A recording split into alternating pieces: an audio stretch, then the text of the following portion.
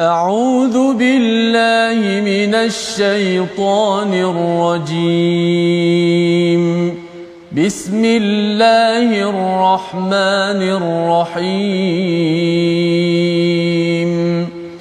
الحمد لله رب العالمين.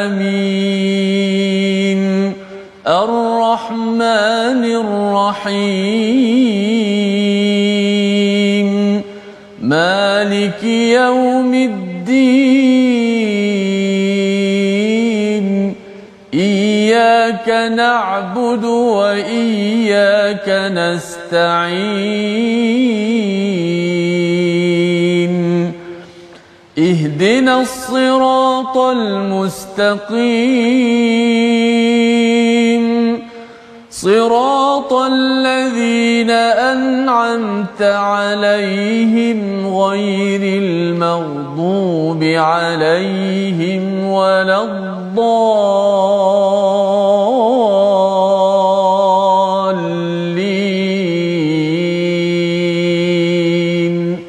آمين.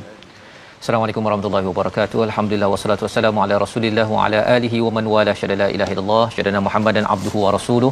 Allahumma salli ala sayidina Muhammad wa ala alihi wa sahbihi ajma'in. Amma ba'du. Apa khabar tuan-tuan dan puan yang dirahmati, yang disayangi sekalian? Alhamdulillah kita memanjatkan kesyukuran pada Allah Subhanahu wa taala. Pada hari yang berbahagia ini kita teruskan bersama My Quran Time, baca faham amal. Alhamdulillah kita mengucapkan alhamdulillah berkali-kali kerana ini adalah satu rahmat daripada Allah Subhanahu Wa Taala, anugerah yang amat indah. Apatah lagi kita hari ini dapat meneruskan surah Maryam bersama Al-Fadil Ustaz Tirmizi Ali. Apa khabar Ustaz? Baik, alhamdulillah. Sihat ya? Alhamdulillah ya. Alhamdulillah. Kita ingin meneruskan hari ini menyambung kepada perbincangan kita semalam Ustaz ya, tentang bagaimana sebenarnya kalau semalam disimpulkan dengan solat ya, solat dan zakah, iaitu membersihkan diri dan juga menunaikan zakat itu adalah satu perjuangan para nabi, para rasul yang penting sebagai lambang kita hidup bertuhan. Maka pada hari ini kita ingin menyambung lagi dengan doa ringkas kita awal ini, subhanakala ilmalana illa ma 'allamtana innaka antal alimul hakim rabbi zidni ilma. Kita saksikan apakah sinopsis ringkasan bagi halaman 310, iaitu pada ayat yang ke-65 kita akan melihat apakah yang perlu dibuat ya, apakah yang perlu dibuat dalam kita berinteraksi dengan al-Quran. Ini yang kita akan belajar daripada Nabi Muhammad yang mengharapkan lebih banyak lagi ayat-ayat al-Quran turun kepada baginda, dan kita ambil pelajaran daripada ayat 65. Kemudian pada ayat 66 hingga 72 bercakap tentang bagaimana kerancuan, kesilapan berfikir orang musyrik yang mengingkari hari kebangkitan, dan kita teruskan dengan beberapa kekeliruan realiti kehidupan yang kita doakan agar kita terjauh, agar kita sentiasa dipandu hidayah daripada Allah Subhanahu Wa Taala. Jom kita mulakan dengan bacaan ayat 65 hingga 71 dipimpin Ustaz Tirmizi Ali. Silakan Ustaz. Baik, terima kasih Fadil Ustaz Tuan Fazrul, penonton sahabat-sahabat Al-Quran yang saya kasih sekalian. Alhamdulillah, syukur pada Allah Subhanahu Wa Taala pada hari ini sekali lagi dapat kita meneruskan pengajian kita Al-Quran Karim, kerana kita dapat menelusuri, memahami makna-makna, seterusnya kita nak jadikan ia petunjuk dalam kehidupan kita, kerana ia bukanlah mesej daripada manusia, ia adalah mesej daripada pencipta kita, dan sudah pastilah Allah Subhanahu Wa Taala Maha mengetahui segala apa yang kita perlukan, dan dia membekalkan kepada kita itulah wahyu daripadanya, itulah Al-Quranul Karim. Sama-sama kita baca daripada ayat surah Maryam ke surat 310 ayat 65 hingga ayat 71. Jom sama-sama kita menekuninya. A'udzu billahi minasy syaithanir rajim. Rabbus samawati wal ardi wama bainahuma fa'budhu wastabir li'ibadatihi hal ta'lamu lahu samiyya wa yaqulul insanu a idza ma لسوف أخرج حيا أولا يذكر الإنسان أنا خلقناه من قبل ولم يك شيئا فوربك لنحشرنهم والشياطين ثم لنحضرنهم حول جهنم جثيا ثم لننزعن من كل شيعة أيهم أشد على الرحمن عتيا ثم لنحن أعلم بالذين هم أولى بها صليا وإن منكم إلا واردها كان على ربك حتما مقضيا صدق الله العظيم. Surah Al-Azim ayat yang ke-65 hingga 71 kita baca sebentar tadi. Alhamdulillah, terima kasih Ustaz Tirmizi ya. Ayatnya adalah ayat yang memberi peringatan besar kepada kita. Semalam di hujung ayat 64 tidak sempat kita tadabbur ya, tetapi kita nak lihat sedikit apakah yang dimaksudkan pada ayat 64, iaitu tidaklah kami turunkan Jibril kecuali atas perintah Tuhanmu ya, iaitu wahyu yang turun kepada Nabi Muhammad sallallahu alaihi wasallam itu adalah dengan perintah daripada Allah Subhanahu Wa Taala. Jadi Jibril menyatakan, ini perkataan daripada Jibril, wama natanazzalu illa bi amri rabbik, iaitu kami, siapa kami? Jibril bersama malaikat-malaikat, kerana penurunan wahyu bukan sekadar Jibril yang bawa tetapi bersama dengan para malaikat, adalah dengan arahan daripada Allah ya. Nabi Muhammad sallallahu alaihi wasallam tahu bahawa wahyu ini berat, tetapi ia adalah sesuatu yang dinanti-nantikan.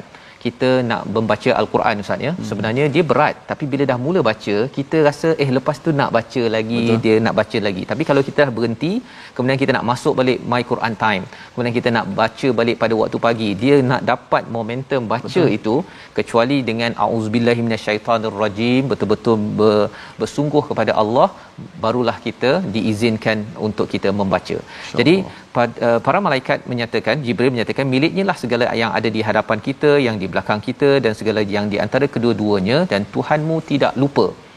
Ketika beberapa belas hari Nabi tidak mendapat wahyu, Nabi minta agar disegerakan. Jibril menyatakan bahawa Allah tidak lupa kepada Nabi Muhammad, dan dalam masa yang sama juga Allah tidak lupa kepada kita tuan-tuan ya. Apabila kita mungkin beberapa hari rasakan bahawa mengapa saya ada banyak masalah, ada banyak cabaran. Malah lebih daripada itu, pada ayat 65 yang kita baca sebentar tadi, Rabbus samawati wal ard, walaupun Tuhan ini adalah Tuhan sekalian alam ya, langit bumi dan di antara keduanya, Tuhan ini tetap tidak lupakan kita ya. Pasal apa? Ini adalah Tuhan yang maha hebat. Berbanding dengan terbalik, rupa-rupanya mungkin kita yang lupakan Tuhan. Kita kena tanya, siapa lupakan siapa sebenarnya? Allah tidak pernah lupakan hamba-Nya. Malah kalau kita ada Quran sekarang ini, sebenarnya setiap hari kita kena ada dos Quran. Minimum adalah dalam solat Ustaz ya. Solat itu dah siap dah dengan Qurannya, mengingati pada Allahnya, untuk kita membina hubungan dengan Allah Subhanahu Wa Taala. Jadi ketika menunggu pelajaran baru, yang ada setengah orang mungkin dia tak dapat Quran time Ustaz ya. Betul. Ataupun kalau Quran time dah habis, ada yang tanya kan, Quran time dah habis nak buat apa kan? Baca lagi Quran kan, ulang balik, belajar balik dengan kelas-kelas lain. Tetapi antaranya, contohnya lah pukul 12 sampai pukul 1 jam. Antara ini dengan nak tunggu pada hari esok nak buat apa? Fa'budhu wastabir li'ibadati, iaitu kita beribadahlah banyak-banyak dan bersabar dengan bersungguh-sungguh untuk ibadah ini. Kalau Nabi nak menunggu wahyu seterusnya, Nabi diseru untuk beribadah banyak-banyak dan bersabar atas ibadah tersebut. Dua perkara ya. Kita dah dapat 1 jam, kita beribadah, kemudian kalau nak baca Quran lagi, lepas tu kita beribadah dengan pelbagai cara, solat, dan juga zakah. Zakah ini membersihkan diri dan juga zakat membantu orang lain, bantu apa yang boleh dibantu untuk kita menjadikan ia sebagai ibadah.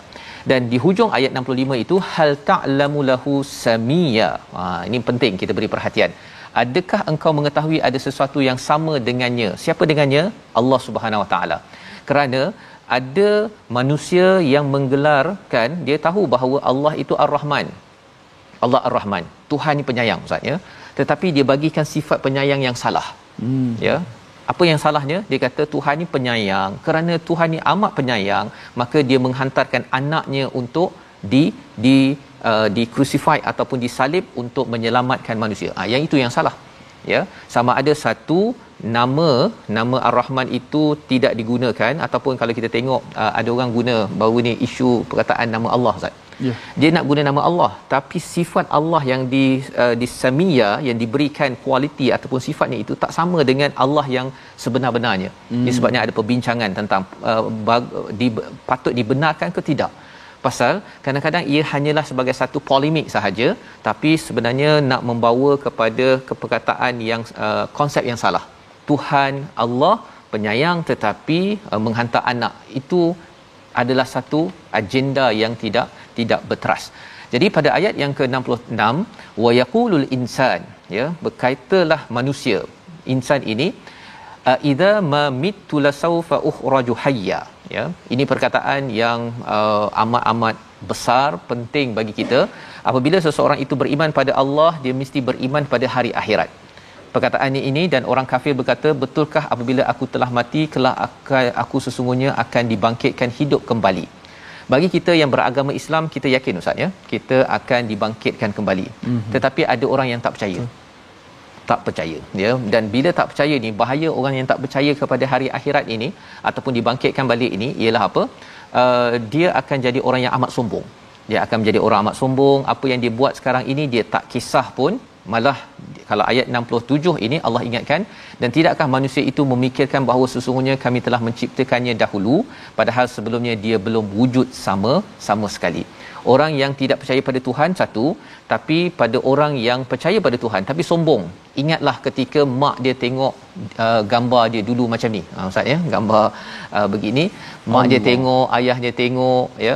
Dia ayah mak mengharapkan sangat pasal tahu bahawa sebenarnya sebelum ini tidak ada apa-apa.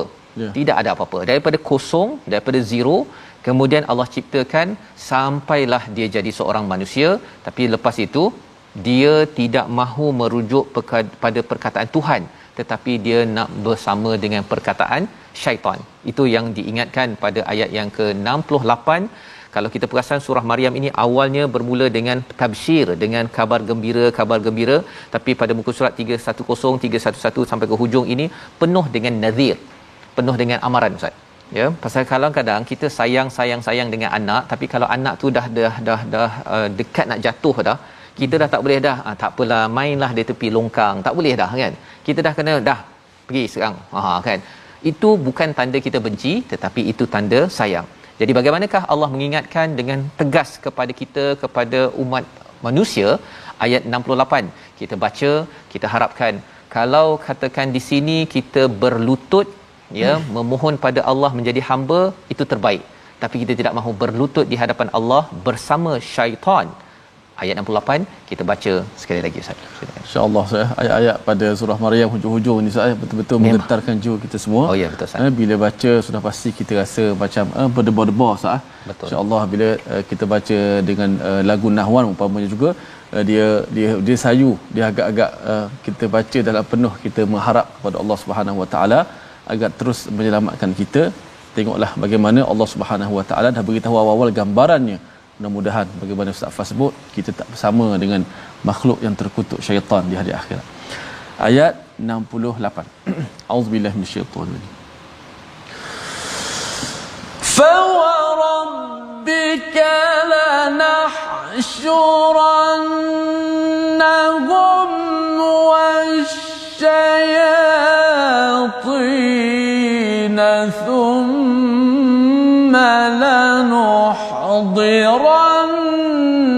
لنحضرنهم حول جهنم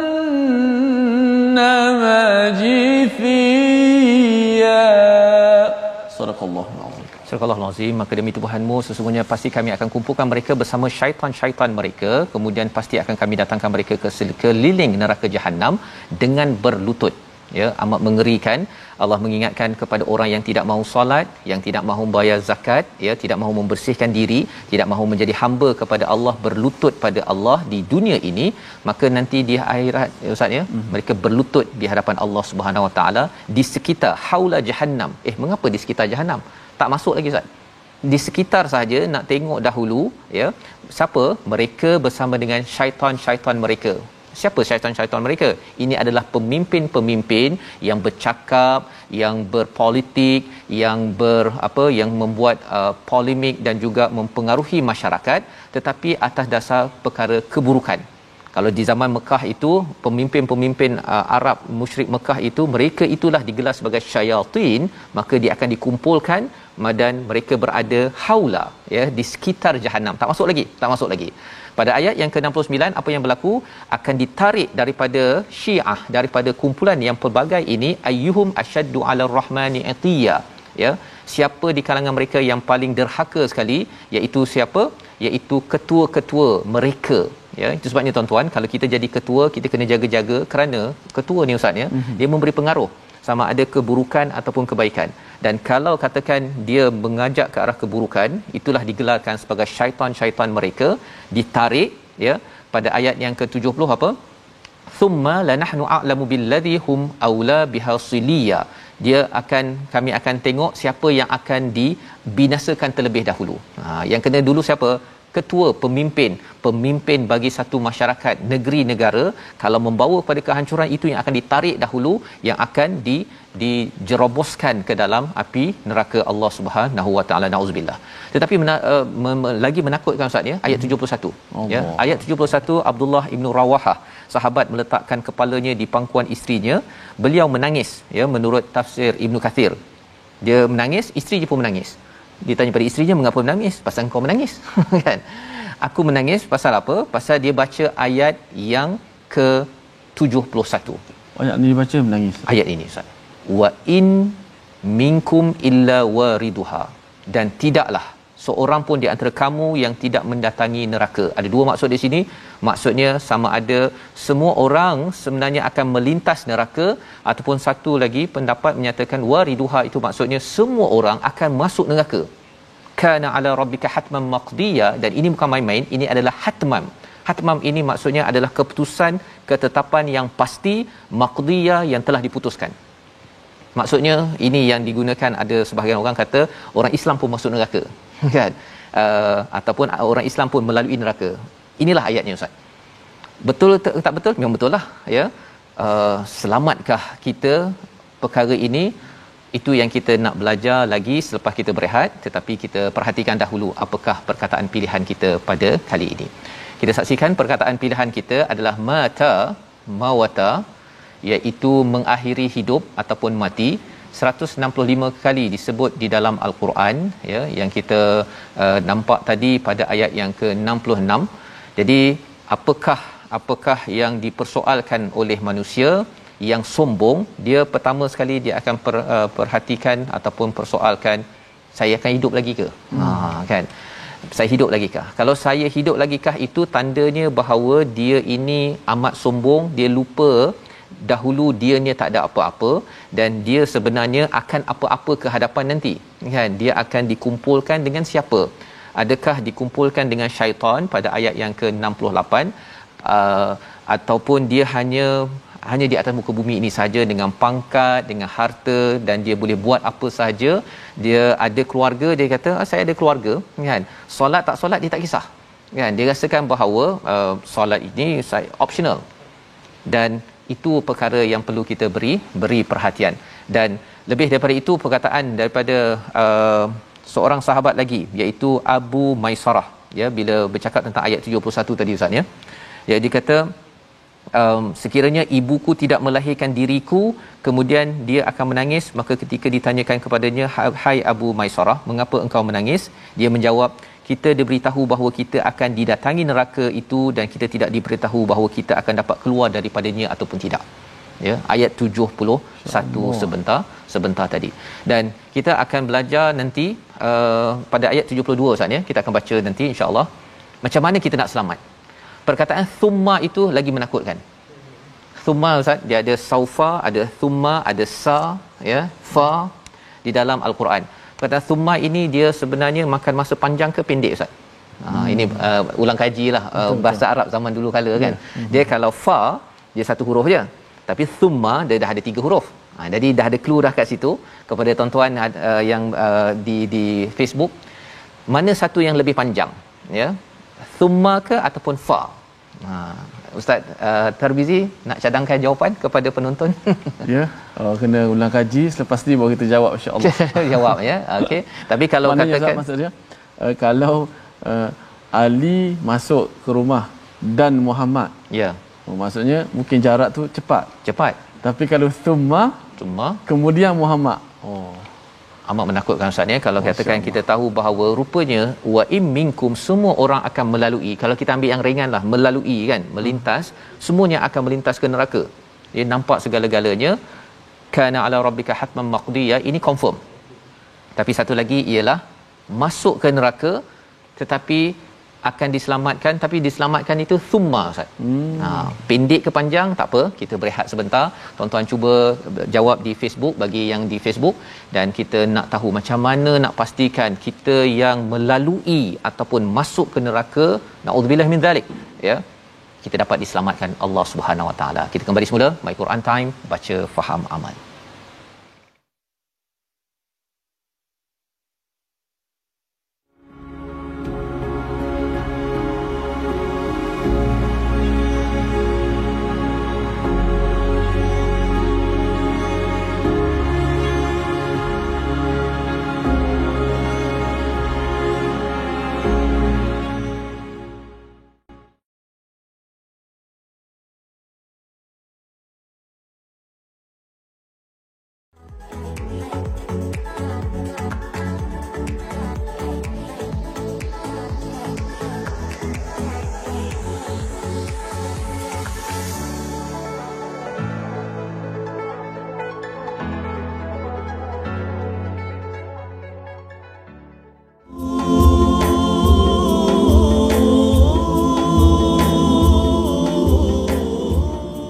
Minasyaitonirrajim.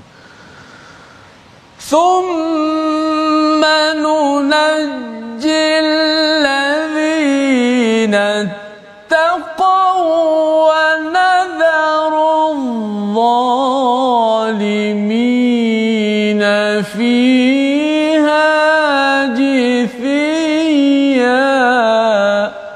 Sadaqallahul azim.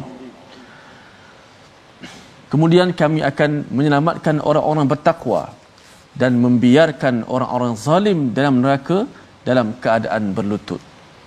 Kita baca ayat seumpama ini, ayat begitu besar, tentang maknanya menakutkan kita semua. Kita mengharapkan kitalah orang-orang yang bertakwa yang diselamatkan oleh Allah Subhanahu Wa Taala. Moga-moga insya-Allah. Dan sebagaimana soalan tadi Safas bagi soalan tadi, Thumma mungkin jawab dulu Safas. Ya, thumma memang dia makan masa sikit Ustaz ya. Sebenarnya bukan fa ya, bukan saufa pun, saufa tu lagi panjang ya, tetapi kalau thumma ini ialah kemudian dia bergantung kepada amal Ustaz. Ya, ketika melalui titian sirat itu ya, titian sirat kalau kita bercakap tentang wa in minkum illa wariduha, semua orang akan melalui, dan titian sirat itu di bawahnya adalah neraka. Ada sebagian ulama menyatakan memang kesuruhannya neraka. Di tengah-tengahnya itu titian yang seperti rambut dibelah 7 itu. Kalau seseorang itu bertakwa, amalnya amat tinggi, maka dia akan melintas dengan laju cepat dan dia nampaklah neraka tersebut tapi terus masuk ke syurga Allah Subhanahu taala. Tapi kalau banyak hutang Ustaz kan, banyak kesilapan, tengah merangkak-rangkak kan di atas titian sirat itu, satu ialah lambat, thumma ya, tapi lebih daripada itu ialah apa? Khuatir kalau terjatuh kan, terjatuh ke bawah itu memang terus diazab oleh Allah, nauzubillah min zalik. Jadi antara perbincangan ulama mengapa ada peristiwa titian sirat itu untuk membuktikan, ada orang kata betul ke neraka ada kan, Allah beri peluang, pasal kalau masuk syurga terus takut dia kata ada ke neraka kan.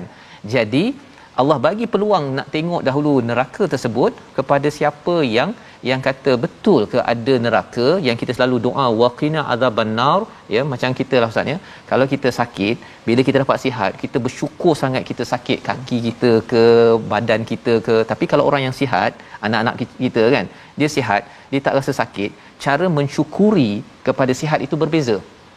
Maka itu adalah proses yang kita lalui, dan ini yang kita kalau diteruskan ayat selepas ini berkaitan dengan tilawah Quran. Tilawah ini rupa-rupanya ustaz ya, kalau orang tu rasa macam sekejapnya, maka insya-Allah sekejap je bila sampai ke syurga nanti. Tapi kalau lambatnya nak habis, khawatir perasaan itu juga nanti lambat di atas titian sirat itu nanti. Moga-moga Allah terima amal kita lah ustaz ya. Kita belajar dan nak sambung dengan tajwid lah. Betul. Silakan. Allah, saya sudah terlupa dah tajwid tadi. Masya-Allah. Baik, kita ambil tajwid sikit sebelum kita meneruskan pengajian kita pada ayat-ayat yang begitu besar pengertian maknanya untuk kita menjadikan pengajaran dan juga batas dalam kehidupan kita. Kita nak belajar tentang mad ta'zim. Apakah mad ta'zim? Adakah kita pernah dengar mad ta'zim, berapa harakat mad ta'zim? Baik, mad ta'zim terjadi apabila huruf mad pada kalimah la nafiyah bertemu dengan huruf hamzah pada kalimah, contoh la ilaha illahu. Kita baca ayat Allahu la ilaha illahu al hayyul qayyum umpamanya. La, tengok pada kalimah la itu ada hamzah pada kalimah la yang bermaksud menafikan ketuhanan semua melainkan Allah Subhanahu wa taala. Tengok ayat seterusnya, yang mana hukumnya perlu dibaca 4 ataupun 5 harakat, sama seperti mana mad jaiz mufassil yang kita dah belajar. Dan dinamakan mad ta'zim ini, kenapa dipecahkan sebagai mad ta'zim, kenapa tak dikekalkan saja mad jaiz mufassil? Ya, mad jaiz mufassil, tetapi ia juga dinamakan mad ta'zim kerana apa? Tengok, kerana bertujuan membesarkan lafaz Allah. Yang pertama, bertujuan membesarkan lafaz Allah. Nu'azim, mad ta'zim, nu'azim, kita nak membesarkan, nu'akid, nak memastikan, menegaskan, menafikan seluruh Tuhan melainkan Allah Subhanahu wa taala. Kita membesarkan Allah Subhanahu wa taala. Sebab tu la ilaha illallah, la ilaha illa anta, ataupun Allahu la ilaha illa huwal hayyul qayyum disebut sebagai mad ta'zim. Itulah kalimah tauhid kita Ustaz. Wallahu a'lam. Terima kasih ucapkan pada Ustaz Tirmizi. Mad ta'zim itu, ya, di sebalik perkataan mad ta'zim itu sendiri sebenarnya memang kita membesarkan Allah Subhanahu Wa Taala Ustaz ya. Bila membesarkan Allah Subhanahu Wa Taala, Rabbus samawati wal ard pada ayat 65 itu, sehingga kan kita betul-betul beribadah, mentakzimkan diri kita ataupun membesarkan Allah Subhanahu Wa Taala, mengecilkan diri kita, ya. Mengecilkan diri kita, kita selalu minta pada Ar-Rahman yang kita tidak salah gunakan ataupun tidak salah ertikan. Maka kita nak belajar bagaimana nak jadi orang yang sentiasa takzimkan Allah, sentiasa bertakwa, minta Allah tolong. Itulah ayat 72 sehingga ayat 76 yang kita nak belajar.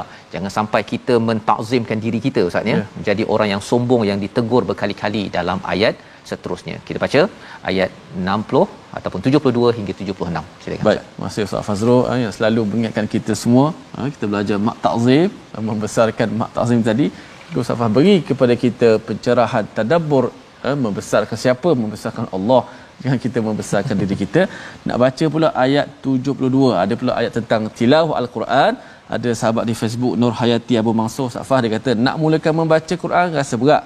Tapi bila dah mula terus baca, nak baca dan nak baca lagi, payah nak berhenti. Macam itu tanda yang baik tanda yang baik. Amin. Masya-Allah. Baik, lebih-lebih lagi ayat kita baca ni lagilah memang menggentarkan jiwa kita. Kalau sebelum ni tentang akhirat, hari ni lagi detail Ustaz Fah cerita lagi detail bagaimana suasana yang begitu mengerikan sehingga menangis. Ada yang pengsang kalau baca ayat-ayat begini. Baik, kita baca ayat 72 hingga 76. Nahwan insya-Allah. أعوذ بالله من الشيطان الرجيم ثم ننجي الذين اتقوا ونذر الظالمين فيها جثيا وَإِذَا تُتْلَى عَلَيْهِمْ آيَاتُنَا بَيِّنَاتٍ قَالَ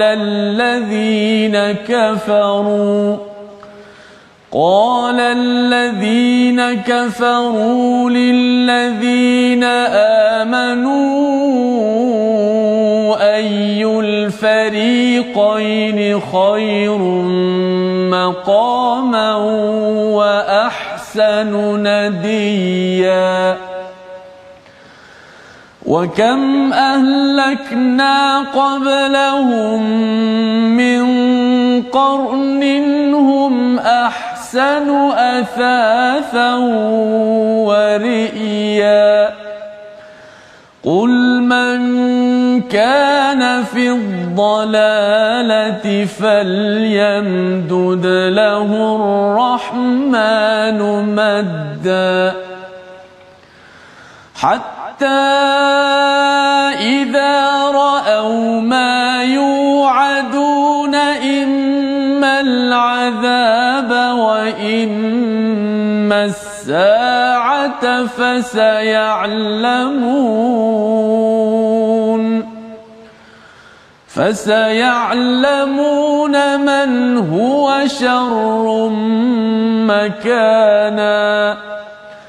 فسيعلمون من هو شر مكانا وأضعف جندا ويزيد الله الذين اهتدوا هدى والباقيات الصالحات خير عند ربك ثوابا وخير مردا. صدق الله العظيم. Surah Al-Azim, kita bacaan ayat 72 hingga 76 untuk kita melihat jawapan daripada Allah, ya, bila kita melalui titian sirat itu. Thumma, kemudian nunajjil ladzi nattaqau wa nadharu zalimina fiha jithiya, iaitu Allah selamatkan, kami selamatkan kepada orang yang bertakwa. Makin lagi banyak amal takwa kita, makin cepat kita diselamatkan, makin laju lagi kita melintas di titian sirat tersebut. Tetapi kalau tidak, makin lama walaupun tak diazab Ustaz, tetapi kita bayangkanlah kalau katakan Allah nak bagi kita kekayaan, tapi kalau bagi miskin tu sampai 60 tahun, kaya 1 tahun je, kan? Dia di dunia lagi kita dah tahu dah, ya, cabarannya. Kalau boleh kita nak lalu titian sirat itu selaju yang mungkin. Itu sebabnya kita minta Allah tunjukkan jalan yang lurus, dan hidayah itu dekat mana ada? Salah satunya apabila kita baca Al-Quran, ya, pada ayat yang ke-73. Tapi sebelum pergi pada ayat 72 tu, 72 itu wanadharul zalimina fiha jithiya, mereka dibiarkan orang-orang zalim ini berlutut. Ya, mengapa dibiarkan? Kerana dulu Ustaz, ya, ketika di dunia dia biarkan Tuhan panggil dia, Allahu akbar, dia biar je Tuhan panggil. Jadi pasal dia biarkan Tuhan panggil, dia tak jawab, sampai di akhirat nanti bila mereka nakkan nikmat daripada Allah, Allah biarkan. Kamu dulu suruh solat tak nak solat, ya, sekarang baru pula nak minta pula. Jadi ini balasan. Kalau katakan dalam keluarga kita, tuan-tuan sekalian ni, kita kena bawakan perspektif solat bukan sekadar dia wajib, itu memang hukum, tetapi sebenarnya kita menyahut seruan daripada Tuhan agar nanti di akhirat nanti kalau ada kepayahan melalui titian sirat, rupa-rupanya Tuhan yang sama yang akan tidak membiarkan tetapi menyelamatkan ahli keluarga kita. Subhanallah, ya, ini penting. Dan ayat 73, ya, bagaimana tanda pada zaman Mekah itu orang yang menyahut seruan Tuhan ataupun tidak. Wa idza tutla alaihim ayatuna, dibacakan ayat-ayat kami bayinat yang jelas, qala allazina kafaru, orang yang kafir itu bercakap apa kepada orang yang beriman? Kumpulan mana yang lebih baik kedudukannya, yang status lebih baik, dan lebih baik lagi dia punya tempat pertemuan. Nadia ini tempat dia bertemu Ustaz, ya, meeting maker dekat rumah-rumah yang cantik. Nabi Muhammad ni meeting dia dekat tepi-tepi padang pasir, pokok-pokok, rumah pun yang buruk-buruk. Pengikutnya orang muda, orang miskin, tak elit. Kami ini kumpulan yang makamnya tinggi. Maka ini adalah respon daripada daripada orang-orang musyrik Mekah, ya. Mereka sombong apabila dibacakan pada ayat-ayat Tuhan, sepatutnya respon pada ayat Allah, tetapi dia respon kepada status mereka, ya. Sibuk meeting, tak sempat nak sembahyang, kan. Sibuk meeting sampai tak sempat nak baca Quran. Perkara ini adalah perkara yang berlaku pada zaman dahulu dan kita harapkan tidak berlaku pada zaman ini, ya. Kita mengambil al-Quran ini sebagai perkara yang penting. Ia bila dibacakan, kalau katakan ia diingatkan, sebenarnya kita tidak boleh respon dengan cara yang sombong dengan sebab kita sibuk kerana saya ini ada pangkat dan sebagainya. Ayat 74, bagaimana ataupun dan alangkah banyaknya orang-orang sebelum ini, ya, min qarnin, ya, daripada umat terdahulu yang lebih baik daripada harta benda dan juga apa yang dipandang mata. Athathan wariya. Allah nak beritahu kepada orang-orang musyrik di Mekah itu, kamu ni ada banyak harta benda, teknologi kamu ada banyak perkara-perkara yang kamu nak tunjukkan pada orang ramai, pangkat dan sebagainya. Tetapi orang terdahulu, mereka itu lebih hebat lagi. Tengok kalau kita pergi ke Mesir, Ustaz, ya. Mereka ada athatha, harta benda mereka, termasuklah sampai yang riya ni yang boleh dipandang mata, piramid. Nah, Ustaz biasa kan tengok piramid di Mesir tu, lagi besar daripada rumah saya. Kan? Kalau nak cakap lebih besar daripada sesetengah istana, ya. Kalau kita bandingkan dekat Mekah itu tadi. Jadi Allah cakap bahawa mereka lebih hebat, tetapi Allah hancurkan. Kerana apa? Kerana mereka sombong. Allah panggil, mereka tak kisah. Malah bila dibacakan ayat-ayat Tuhan, wahyu, mereka kata bahawa kami lebih ada pangkat, ya. Inilah yang menyebabkan orang makin lagi berpangkat, berharta. Kalau tidak kembali pada Quran, tidak kembali pada solat dan zakat, dia akan menjadi orang yang bersama syaitan ataupun dia sendiri adalah wakil kepada syaitan. Jadi pada ayat 75 inilah satu seruan daripada Allah kepada Nabi untuk disampaikan, juga untuk kita sama-sama memahami apa sebenarnya realiti kehidupan, jangan sampai kita tersasar. Ayat 75 kita baca sekali lagi. Silakan. Baik, Safas, kita baca sekali lagi ayat 75. Masya-Allah, habis sebut solat dan juga al-Quran yang tidak boleh dipisahkan itu. Bahkan saya teringat Dr. Yusuf Al-Qaradawi hafizahullah dalam satu kitabnya menyebut tentang bagaimana solat orang yang khusyuk. Ulama-ulama salaf dahulu, antaranya bila solat, mereka membayangkan seolah mereka berada di atas titiang sirat. Maknanya solat-solat macam tu memang tak main-main, Ustaz. Seolah solat kita bawah tu titiang sirat, neraka, depan tu syurga. Mereka membayangkan sedemikian, dan kenalah dengan solat Ustaz Fah sebut tadi dan juga ayat 71. Tidak ada seorang pun mereka akan melalui tersebut neraka yang sungguh mengerikan, Ustaz. Mengerikan. Baik, kita baca ayat 75, peringatan demi peringatan yang Allah beri kepada kita. Auzubillahi minasyaitanir rajim. قل من كان في الضلالة فليمدد له الرحمن مدا قل من كان في الضلالة فليمدد له الرحمن مدا حتى إذا رأوا ما يوعدون إما العذاب وإما الساعة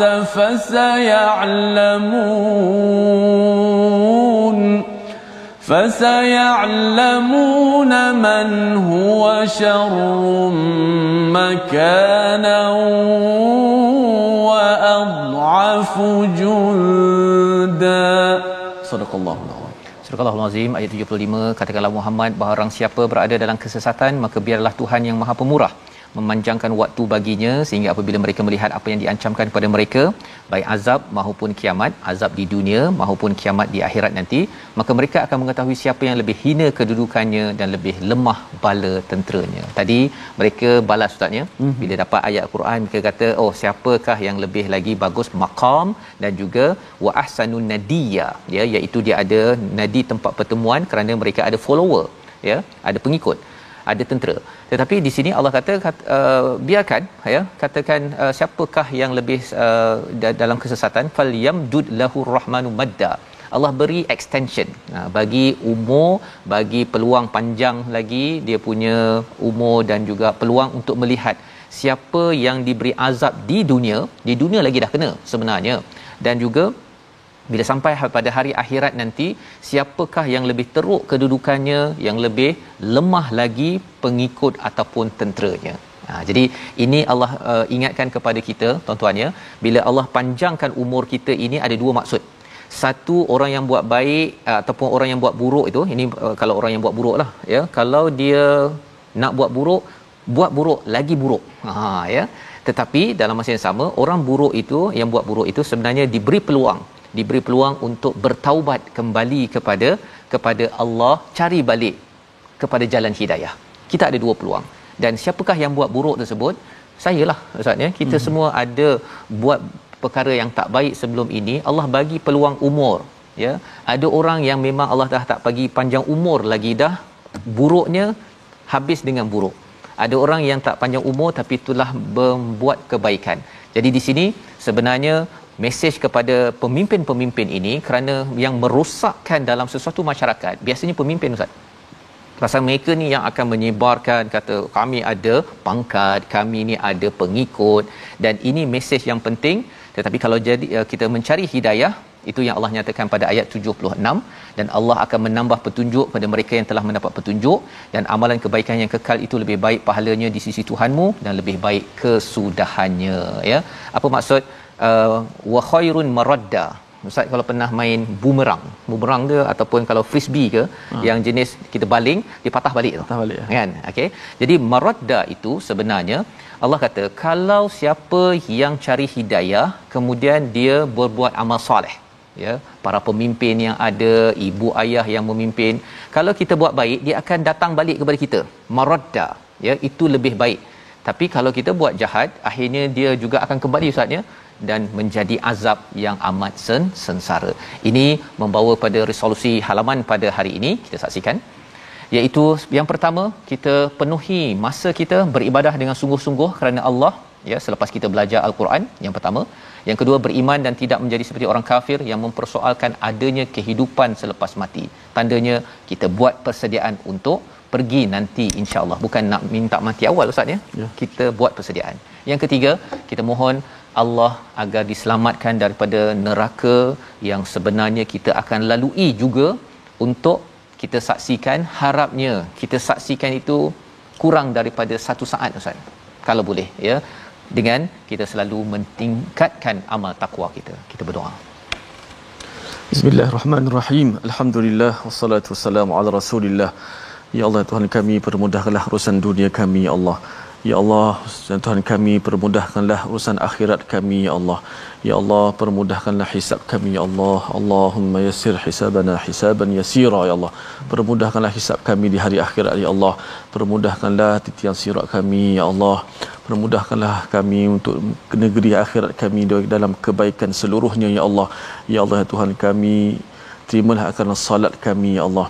Ya Allah, ya Tuhan kami, bila kekuatan kepada kami untuk terus kami melakukan solat dengan khusyuk, dengan istiqamah ya Allah.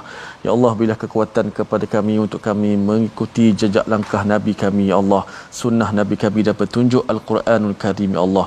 Berikanlah hidayah kepada kami ya Allah. Amin ya rabbal alamin. Amin ya rabbal alamin. Moga-moga Allah mengabulkan doa kita, dan kita tahu bahawa surah Maryam amat sinonim dengan solat, dan inilah yang kita ingin bina dalam tabung gerakan Al-Quran. Kita nak memberi kempen, ingatkan kepada rakan-rakan ahli keluarga kita, solat tanda kita bertuhan, dan dengan solat insya-Allah kita doa ihdinas siratal mustaqim, kita lancar melalui titian sirat sampai kepada destinasi akhir ke syurga Allah Subhanahu Wa Taala. Kita bertemu lagi insya-Allah pada malam ini, ulangan dan pagi esok, dan kita sambung pada hari Jumaat esok bahagian seterusnya surah Maryam, My Quran Time, baca faham amal insya-Allah.